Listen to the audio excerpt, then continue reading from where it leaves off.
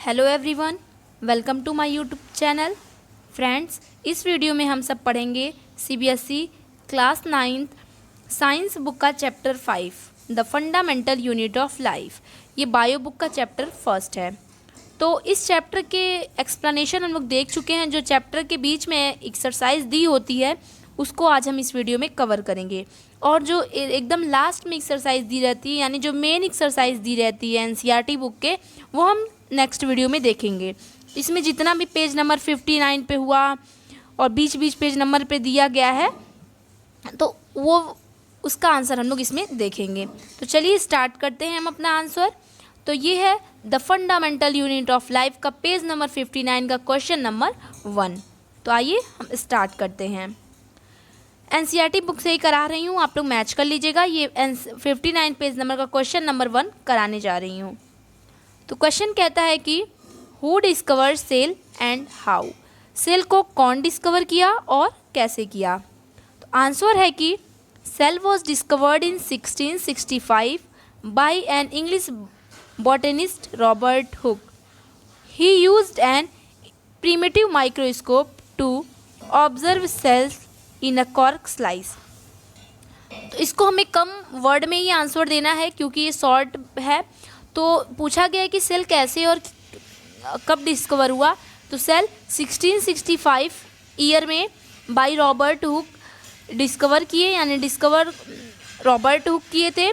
एक cork slice पे microscope रख के वो देखे थे कि सेल भी पाया जाता है प्लांट में। ओके, चलते हैं सेकंड क्वेश्चन की तरफ। फ्रेंड्स, मैं आपको बता दूं कि इस चैप्टर का एक्सप्लेनेशन भी हम लोग पढ़ चुके हैं, यानी चैप्टर में क्या क्या दिया है चैप्टर भी हम लोग समझ चुके हैं। तो उस चैप्टर की एक्सप्लेनेशन की लिंक मैं आपको वीडियो के लास्ट में दी हूँ। आप वीडियो के नीचे जा कर के देख लीजिएगा कि डिस्क्रिप्शन को ओपन करके, यानी लिंक को आप ओपन करके वीडियो को ज़रूर वॉच कीजिएगा। तो चलिए हम लोग देखते हैं सेकंड क्वेश्चन कि why is the cell called the structural and functional unit of life. Cell को हम लोग स्ट्रक्चरल और fundamental unit functional unit of life क्यों कहते हैं। जैसा कि आप देख रहे हैं चैप्टर का नेम भी फंडामेंटल यूनिट ऑफ लाइफ है, उसी तरह सेल को फंक्शनल यूनिट ऑफ लाइफ बोला जाता है। तो वही इस क्वेश्चन में पूछा गया है कि क्यों बोला जाता है। तो आंसर देखते हैं। Cell constitute various components of plants and animals. A cell is the smallest unit of life and is capable of all living functions. Cells are the building block of life. This is the reason why cells are referred to as the basic structural and functional unit of life. All cells vary in their shape, size, activity they perform. In fact, the shape and size of the cell is related to the specific function they perform. Friends, इस question में पूछा गया था कि cell हमारा functional unit क्यों है। तो इस पूरे आंसर को मैं रीड करके आपको हिंदी के साथ आपको समझाती हूँ कि सेल हमारा फंक्शनल यूनिट क्यों है। तो देखिए, पहली लाइन में आपको बताया गया कि सेल हमारा प्लांट्स और एनिमल में दोनों पाया जाता है। ये ऐसी एक छोटी सी यूनिट है लाइफ की जिसके बिना कोई भी प्लांट्स या एनिमल या फिर कोई भी ह्यूमन बींग सर्वाइव नहीं कर सकता। सेल बहुत छोटा होता है, इसलिए इसको फंडामेंटल यूनिट ऑफ लाइफ कहा जाता है।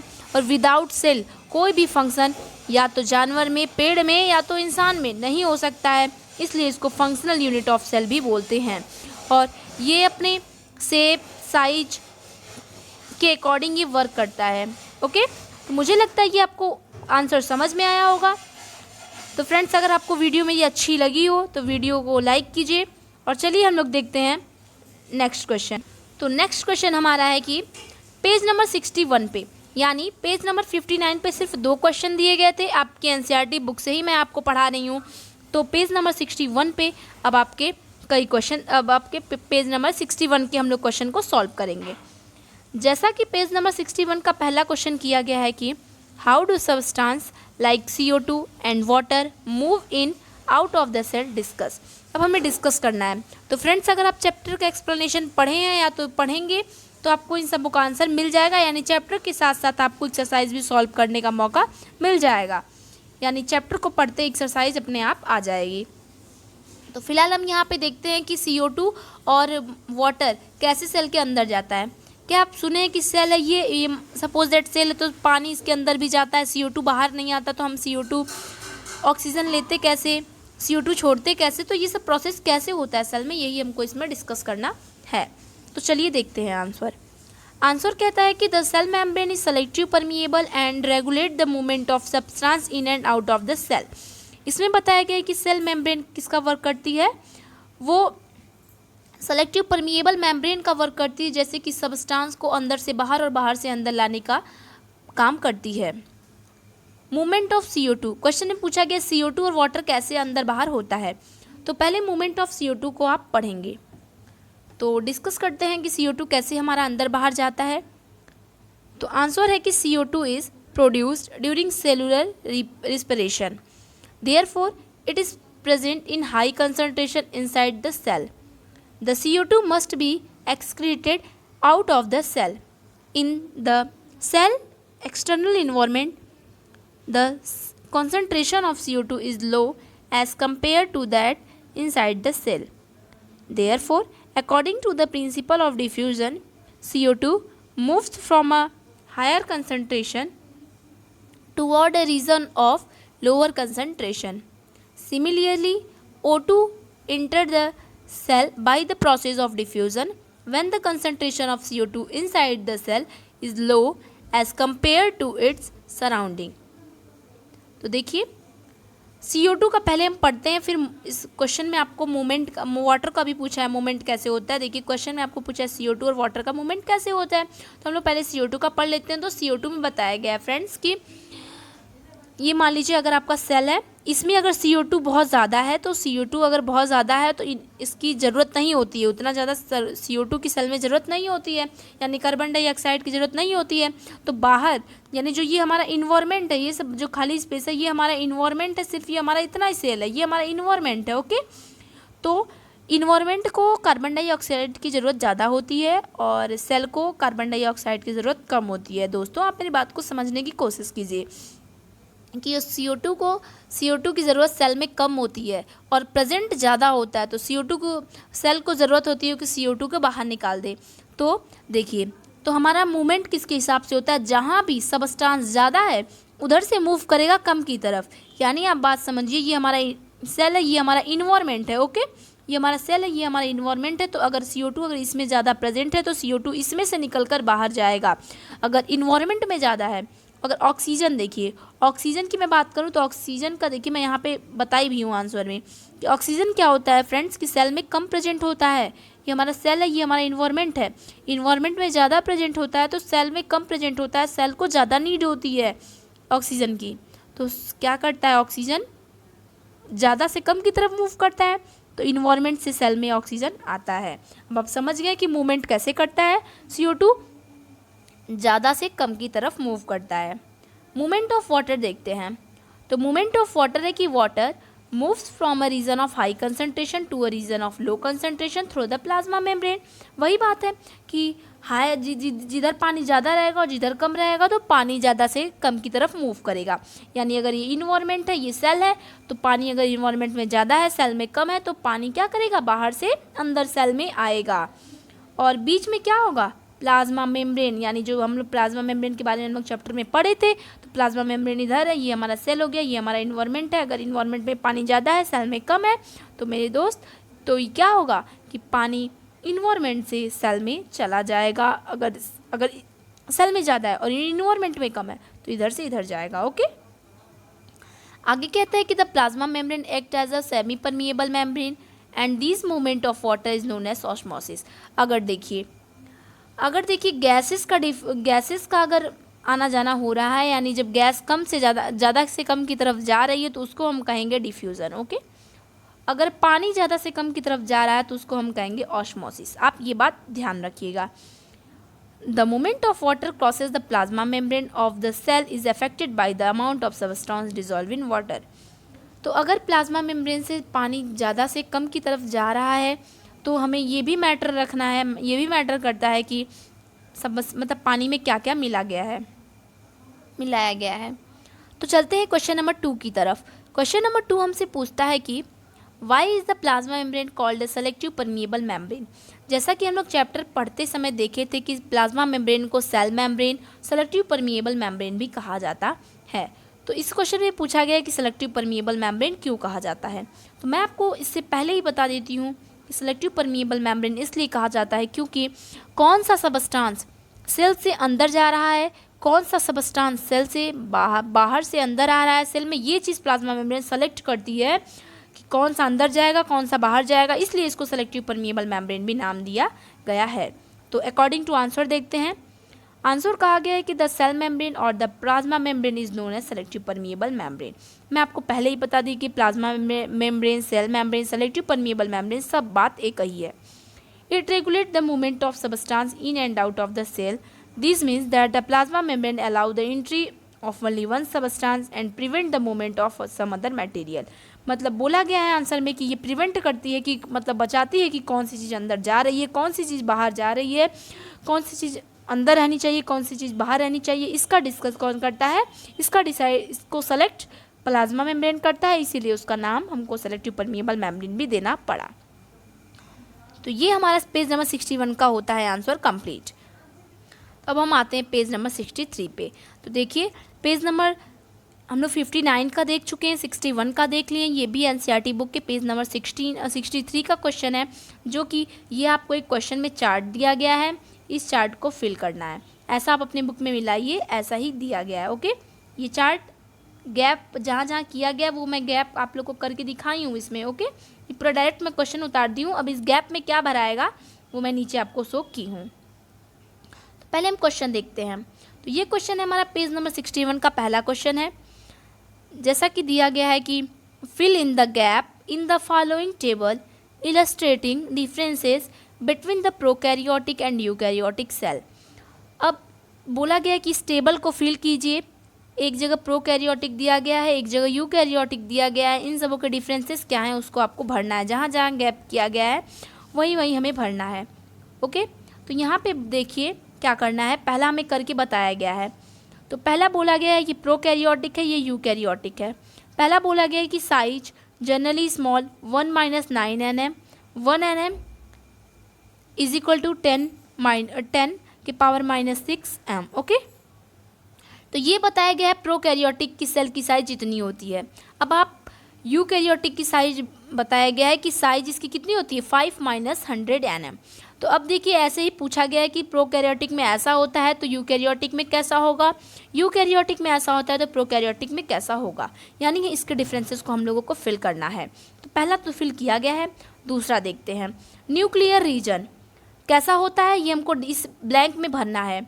और यूकैरियोटिक का कैसा होता है यहाँ पे बताया गया है कि न्यूक्लियर रीजन में क्या होता है कि well defined and surrounded by a nuclear membrane. ये बहुत अच्छे से डिफाइन किया जाता है यूकैरियोटिक में और न्यूक्लियर मेम्ब्रेन के साथ। कहने का मतलब अगर कोई यहाँ पे सेल है छोटा मोटा तो इसको क्या होगा, न्यूक्लियर मेम्ब्रेन यानी एक मेम्ब्रेन से इसको पूरा सेव किया जाता है।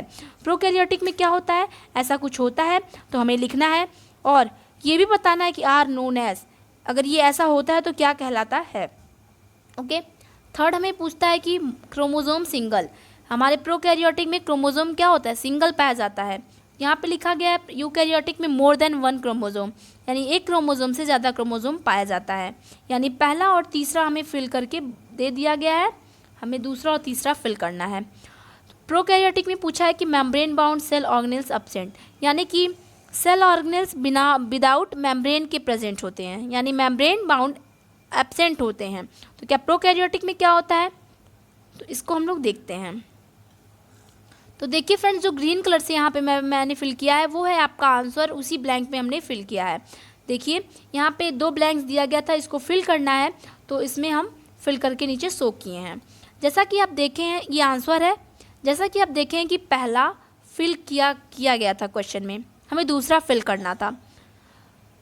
तो यूकैरियोटिक में बताया गया है कि well defined and surrounded by a nuclear membrane. तो इसमें क्या भराएगा, हमें भरना था, तो इसमें भराएगा कि poorly defined because of absence of nuclear membrane और नोन एज के बाद भराएगा nucleoid. Okay my dear friends, आप जो ग्रीन पेन से लिखा गया है वही है हमारा आंसर। तो आप मतलब मैं आपको फिर समझा दे रही हूँ कि जो ब्लैंक्स दिया गया उसमें यही भरना है जो मैं ग्रीन कलर से नीचे शो की हूँ आपको। तो देखिए, तो जो यहाँ पे जो ब्लैंक दिया गया है उसमें आपको भरना है कि poorly defined because of absence of nuclear membrane known as nucleoid. अब थर्ड देखिए, थर्ड में दोनों का आंसर दिया गया है, अब हमें फोर्थ बढ़ना है। तो फोर्थ में मैं आपको क्वेश्चन तो समझा ही चुकी हूँ, ये बात यहाँ पे भराएगा कि membrane bound cell such as mitochondria plastid etcetera are present. इसमें बताया दिया गया था कि membrane bound cell organelles absent होते हैं, तो हमने यहाँ पे कह दिया कि इसमें प्रेजेंट होते हैं, एग्जाम्पल भी दे दिया, mitochondria plastid etcetera are present. Okay, ये हमारा कंप्लीट हो गया, मुझे लगता है आपको समझ में आया होगा। चलिए हम नेक्स्ट पेज नंबर की तरफ चलते हैं, नेक्स्ट क्वेश्चन की तरफ। अब हम लोग पेज नंबर 63 तो कंप्लीट कर चुके हैं, अब आते हैं पेज नंबर 65 पे। तो पेज नंबर 65 का पहला क्वेश्चन है, ये एनसीईआरटी बुक से ही मैं करा रही हूँ। तो चलते हैं पेज नंबर 65 की तरफ। पेज नंबर 65 का क्वेश्चन नंबर 1 है कि can you name the 2 organelles we have studied that contain their own genetic material. तो इसका आंसर पूछा गया है, क्वेश्चन पूछा गया है कि कोई ऐसी चीज़ बताइए 2 ऐसे ऑर्गेनेल्स का नेम बताइए जो कि अपने जेनेटिक मटेरियल को खुद कंटेन करते हों। तो आंसर होगा कि mitochondria and plastid are the 2 organelles that contain their own genetic material. Both these organelles have their own DNA and ribosome. Question में पूछा गया था फ्रेंड्स कि जेनेटिक मटेरियल जो खुद कंटेन करते हो ऐसे 2 ऑर्गेनेल्स का नाम बताना है। तो मैं आंसर में आपको बताई हूँ कि माइट्रोकॉन्ड्रिया और प्लास्टिड 2 ऐसे ऑर्गेनेल्स हैं जो कि खुद का डीएनए और खुद का राइबोसोम कंटेन करते हैं। तो क्वेश्चन नंबर 1 कंप्लीट, चलते हैं 2 की तरफ। तो 2 में पूछा गया है कि if the organisation of a cell is destroyed due to some physical or chemical influence what will happen. बोला गया कि अगर सेल का ऑर्गेनाइजेशन अगर किसी भी फिजिकल और केमिकल इन्फ्लुएंस की थ्रू अगर वो डिस्ट्रॉय हो जाता है तो क्या होगा। तो देखते हैं। तो आंसर कहता है कि cell is the smallest unit of life which is capable of all living function. If the organisation of a cell is destroyed due to some physical or chemical influence then the ability of a cell to perform all living functions such as respiration, nutrition, excretion etc. would be affected. Question में पूछा गया था कि अगर cell ख़त्म हो जाए किसी फिजिकल और केमिकल इन्फ्लुएंस की तरफ जैसे सेल का ऑर्गेनाइजेशन अगर ख़त्म हो गया फिजिकल या केमिकल के थ्रू तो क्या होगा। तो क्वेश्चन आंसर में बताया गया कि सेल हमारा सबसे स्मॉलेस्ट यूनिट हमारी लाइफ का है, ये हर ऑल लिविंग फंक्शन करने का जिम्मेदार होता है। तो अगर किसी फिजिकल और केमिकल के थ्रू अगर ये डिस्ट्रॉय हो जाता है तो क्या होगा, लिविंग सर्वाइवल करना बहुत मतलब कोई आदमी ज़िंदा ही नहीं बच पाएगा, समझ लीजिए। रिस्पिरेशन, न्यूट्रिशन, एक्सक्रीशन सब हमारे अफेक्टेड हो जाएंगे, यानी लिविंग बीइंग कोई काम नहीं कर पाएगा। क्वेश्चन नंबर 3 कहता है कि why are lysosome known as suicide bag. तो लाइसोसोम एक क्या बोलते हैं सेल ऑर्गेनेल्स का नेम है, तो उसको हम सुसाइड बैग भी कहते हैं। तो सुसाइड बैग क्यों कहते हैं वही हमें आंसर में बताना है। तो ये सब चीज़ें हम लोग चैप्टर पढ़ते समय भी देखे हैं, तो आप चैप्टर को भी बहुत अच्छे से पढ़िएगा ताकि आपको आसानी हो एक्सरसाइज सॉल्व करने में। तो सुसाइड बैग क्यों कहते हैं, चलिए आंसर में देखते हैं। Lysosome are membrane bound vesicular structure that contain powerful digestive enzymes. These enzymes are capable of breaking down any foreign food particles or microbes entering the cell. Sometimes lysosome can cause self-destruction of a cell by releasing these digestive enzymes within the cell, hence they are known as suicidal bag. देखिए answer में कहा गया है कि lysosome क्या करता है, बहुत ज़्यादा पावरफुल डाइजेस्टिव इंजाइम्स कंटेन करता है, यानी लाइसोसोम में इंजाइम्स प्रेजेंट होते हैं बहुत पावरफुल। तो ये इंजाइम्स क्या करते हैं, अगर कोई बाहरी अगर कोई ख़राब पार्टिकल्स आता है, चाहे खाना का ही पार्टिकल्स क्यों ना हो, कोई अगर ऐसी चीज़ आती है जो कि सेल के लिए नुकसानदायक हो, तो उसको ये क्या करता है टुकड़ों टुकड़ों में तोड़ डालता है। कौन, डाइजेस्टिव इंजाइम्स टुकड़ों टुकड़ों में तोड़ डालता है, यानी डाइजेस्टिव एंजाइम्स की हेल्प से लाइसोसोम टुकड़ों टुकड़ों में तोड़ डालता है फूड आइटम्स को, यानी जो हम खाते हैं उसको मान लीजिए कि अगर वो नुकसानदायक है, सड़ने लगा या फिर कोई बाहरी ऐसा सेल आ गया जो कि सबस्टांस आ गया जो कि सेल के लिए बहुत नुकसानदायक है, तो लाइसोसोम उसको तोड़ देता है। क्यों तोड़ पाता है? क्योंकि उसमें बहुत ज़्यादा एंजाइम्स प्रेजेंट होती हैं उसके हेल्प से। कभी कभी कभी कभी खुद के सेल को कभी कभी डाइजेस्टिव एंजाइम खुद को डाइजेस्ट करके सेल का काम चलाती हैं, इसलिए इसको सुसाइडल बैग कहते हैं। यानी ये अलग नुकसानदायक सेल का ये सुसाइड कर देता है, इसीलिए इसको सुसाइडल बैग ऑफ सेल कहते हैं। तो क्वेश्चन 4 कहता है कि वेयर आर प्रोटीन साइदेनिस इनसाइड द सेल। तो प्रोटीन कहाँ से निकलता है, मतलब कहाँ से उसका ग्रो होता है, वो हमें लिखना है। तो आंसर कहता है कि ribosome are a site of protein synthesis.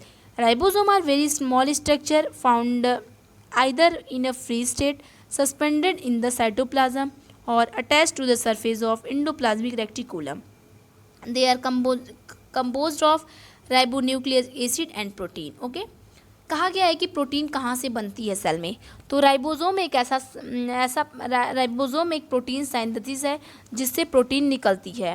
और राइबोसोम बहुत छोटा छोटा होता है, सेल के साइटोप्लाज्म में प्रेजेंट होता है, मतलब पूरा फ्री स्टेट में प्रेजेंट होता है। इसका मतलब कि पूरे सेल भर ये घूमता रहता है और ये इंडोप्लाज्मिक रेटिकुलम के सरफेस से भी अटैच होता है। और ये किससे बना होता है? राइबोन्यूक्लिक एसिड और प्रोटीन से बना होता है। तो मेरे प्यारे दोस्त, ये आपका ख़त्म हो गया बीच की एक्सरसाइज। जितने भी बीच में एक्सरसाइज दिए गए थे पेज नंबर में, चैप्टर के बीच में, मैंने आपको इस वीडियो में आपको टोटली सॉल्व करा दिया। अब हम मिलेंगे नेक्स्ट वीडियो में मेन एक्सरसाइज सॉल्व करने के लिए। ओके, तो फ्रेंड्स, ये वीडियो कैसी लगी आप मुझे कमेंट सेक्शन में ज़रूर बताइएगा और वीडियो को शेयर कीजिए और सब्सक्राइब कीजिए चैनल को। Thanks for watching my video.